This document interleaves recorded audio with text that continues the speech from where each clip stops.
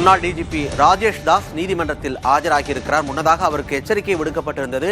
இதுதான் உங்களுக்கு கடைசி வாய்ப்பு என்று. அதன் அடிப்படையில் இன்று அவர் ஆஜராகியிருக்கிறார். அண்மை செய்தியை பார்த்துக் கொண்டிருக்கிறோம். பெண் எஸ்பிக்கு பாலியல் தொல்லை கொடுத்த வழக்கில் முன்னாள் டிஜிபி ராஜேஷ் தாஸ் இன்று ஆஜராகியிருக்கிறார். அண்மை செய்தியை பார்த்துக் கொண்டிருக்கிறோம்.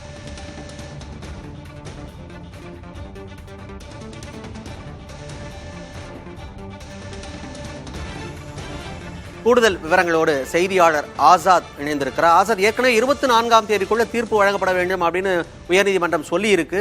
இன்னைக்கு அவர் ஆஜராகி இருக்கிறார். எப்படி இருக்கும் அடுத்த கட்ட நகர்வு? மணிமாறன், ஏற்கனவே நீங்க கூறியது போல இந்த வழக்கானது கடந்த 2021ஆம் ஆண்டு தொடரப்பட்டது. அதற்கு பிறகு 2 ஆண்டுகள் தொடர்ந்து விசாரணையானது நடத்தப்பட்டு முன்னாள் டிஜிபி ராஜேஷ் தாஸுக்கு 3 ஆண்டு சிறை தண்டனையும் 20,500 ரூபாய் அபராதமும் வழங்கப்பட்டது. இந்த தீர்ப்பினை எதிர்த்து விழுப்புரம் முதன்மை நீதிமன்றத்தில் ராஜேஷ் தாஸ் மேல்முறையீடு வழக்கு மனு ஒன்று கோரியிருந்தார். அந்த வழக்கு விசாரணையானதான் தற்போது வந்திருக்கிறது.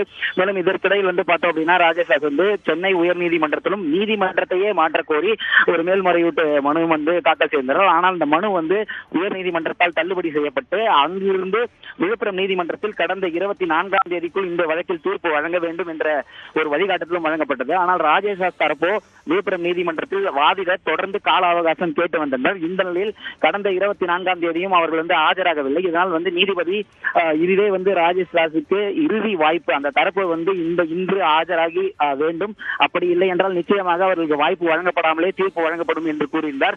இந்த நிலையில் பார்த்தோம்னா இந்த இறுதி வாய்ப்பு என்று எச்சரிக்கையாக கூறியிருந்த நிலையில் தற்போது முன்னாள் டிஜிபி ராஜேஷ் தாஸ் நேரில் ஆஜராகி இருக்கிறார்.